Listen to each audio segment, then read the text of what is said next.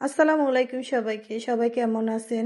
দুন্দুল কে কিভাবে রান্না করেন? আমি বেশিরভাগই শুটকি দিয়ে ভাজি করি। আজকে রান্না করব। প্রথমে আমি দুন্দুলটি কেটে ছাড়খণ্ড করে নিব। তারপরে ভালো করে ধুয়ে এটা কষিয়ে রান্না করব। এটা খুবই সাধারণ রান্না, সবাই পারে। তারপরে আপনাদের সাথে আমি শেয়ার করলাম। প্রথমে তেল দিয়ে পেঁয়াজ কুচি, টমেটো, কাঁচামরিচ ফালি করে অল্প পরিমাণে আদা রসুন বাটা দিয়ে অল্প অল্প পরিমাণে সব কিছু দিয়ে ভালো করে কষাবো। পরিমাণ মতো লবণ, হলুদ, মরিচের গুঁড়া, অল্প পরিমাণে ধনিয়া জিরার গুঁড়া দিয়ে দুন্দুলে এমনিতে পানি দেওয়া লাগে না, যাতে করে মশলাটা না পুড়ে যায়, তাই অল্প করে পানি দিয়ে কষিয়ে নিব। তার যখন উপরে উঠে যাবে তখন আমি সবজিগুলো দিয়ে ভালো করে কষিয়ে নিব।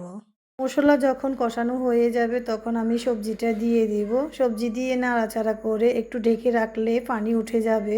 এই যে কষানো হয়ে গেছে, এখন আমি মাছ দিয়ে দিব। মাছ দেওয়ার আগে আর একটু পানি দিয়ে ঢাকনা দিয়ে রান্না করে নেব। অল্প পরিমাণে পানি দিয়ে 2 বলক আসলে আমি উপরে মাছগুলো দিয়ে দিব।